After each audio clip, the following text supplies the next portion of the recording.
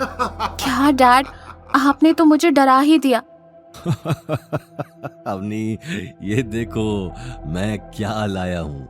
ये है antique glass का सेट, राजा महाराजा के टाइम का, जिसकी कीमत 50,000 है। ये तुम्हें पूरे जोधपुर में नहीं मिलेगा।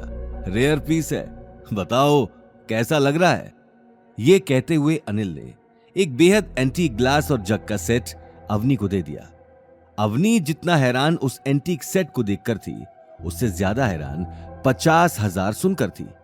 गीता और गौतम को अपनी आंखों पर यकीन नहीं हो रहा था। 50,000? लेकिन डैड, आप इतने पैसे लाए कहाँ से? अब मेरा मतलब इसकी प्राइस आज मार्केट में कम से कम 50,000 होगी, लेकिन सोचो मैंने कितने में लिया होगा। ये बात सुनकर अवनी गीता को देखने लगी। 30,000? अनिल ने हंसते हुए नहीं में सिर हिला दिया। तो फिर 20,000? नहीं, मैं ये सेट सिर्फ 300 रुपए में लाया हूं। ये बात सुनते ही अवनी और गीता हैरानी से उस ग्लास के सेट को देखने लगे। अवनी को अब अपनी आंखों पर यकीन नहीं हो रहा था। सच में तुम इसे 300 में लेकर आए हो? देखकर तो बहुत महंगा लग रहा है। मैं तो असली ही समझी थी। मानना पड़ेगा, ये तो मास्टर कॉपी है। हाँ, तुम्हारी ही तरह कोई इसे देखकर नहीं कह सकता कि ये नकली है। मैंने खरीदने के बाद भी कुछ लोगों को दिखाया, लेकिन कोई पकड़ नहीं पाया। गौतम भी ग्लास उठाकर ध्यान से देखने लगा।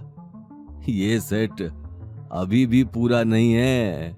मैंने उस एंटीक मार्केट के शॉपकीपर से पूछा। उसने मुझे कल वापस आने को कहा है। कल बाकी बचे 2 ग्लास भी आ जाएंगे। उसके बाद ये सेट पूरा हो जाएगा। डैड, मुझे नहीं लगता कि आपको वापस उस मार्केट में जाना चाहिए। हाँ डैड, गौतम ठीक कह रहा है। उस मार्केट में बहुत सारे चोर उचक्के भी घूमते। कहीं आपको कुछ हो गया? डोंट वरी अवनी, कुछ नहीं होगा मुझे। देखो ना, आज भी तो सही सलामत आ गया। और फिर मैं नहीं चाहता कि वो बचे हुए 2 ग्लास कोई और ले जाए। तुम तो जानती ही हो कि मुझे एंटीक चीजों का कितना शौक है। ये बात सुनते ही अवनी गौतम को देखने लगी। ठीक है, लेकिन कल आप अकेले नहीं जाएंगे। कल गौतम भी आपके साथ जाएगा। गौतम, तुम प्लीज डैड का ध्यान रखना। मुझे इस तरह के मार्केट के लोगों पर भरोसा नहीं है।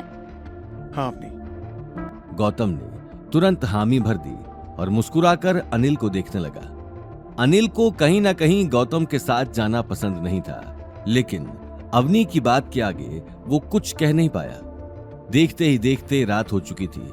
अगली सुबह गौतम को अनिल के साथ जाना था, इसलिए गौतम अपना काम जल्दी ही खत्म कर सो गया। सुबह अवनी ने ऑफिस जाते हुए अनिल और गौतम को ओल्ड सिटी एंटीक मार्केट छोड़ दिया। मार्केट में पहुंचते ही गौतम चारों तरफ लोगों की भीड़ और शोर शराबा देखने लगा। अब वैसे देखा जाए तो राजस्थान का जोधपुर जिला अपनी बहुत सारी खूबियों के लिए मशहूर था।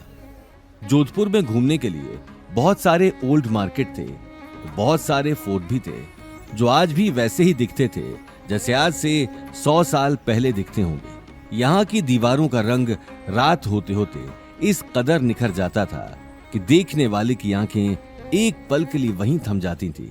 इसलिए इसे ब्लू सिटी भी कहा जाता था। गौतम को जोधपुर में रहते हुए कई साल हो चुके थे, लेकिन उसने आज तक जोधपुर का ये मार्केट नहीं देखा था।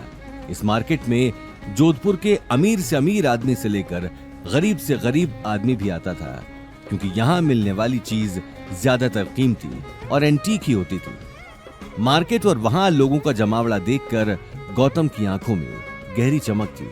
वो कभी आते जाते लोगों के हाथ में सामान देखने लगता, तो कभी उसकी नजर उन दुकानदारों पर चली जाती जो अब तक अपने ग्राहकों से रेट के लिए लड़ रहे थे।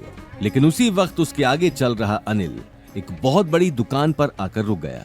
उस दुकान का आधा सामान बाहर ही फैला हुआ था, जैसे antique mirror, watch, glass, curtains और भी बहुत कुछ। आ जाओ, अब मैं तुम्हें अपना टैलेंट दिखाता हूँ कि कैसे इस तरह के मार्केट से सामान लिया जाता है। ये बात कहते हुए अनिल शॉप के मालिक के पास चला गया, जो शॉप के बाहर ही धोती कुर्ता और गले में एक मोटी सोने की चेन पहने बैठा था। लेकिन उस मालिक के पास जाने से पहले ही अनिल को बाकी के 2 ग्लास भी एक साइड में पड़े दिखाई दे गए। उसने बिना वक्त गंवाए वो ग्लास उठा लिए। आगे की कहानी जानने के लिए देखिए अगला एपिसोड सिर्फ पॉकेट एफएम के यूट्यूब चैनल पर और रॉयल वारिस के सारे एपिसोड्स को सुनने के लिए डिस्क्रिप्शन में दी लिंक से डाउनलोड करें पॉकेट एफएम ऐप।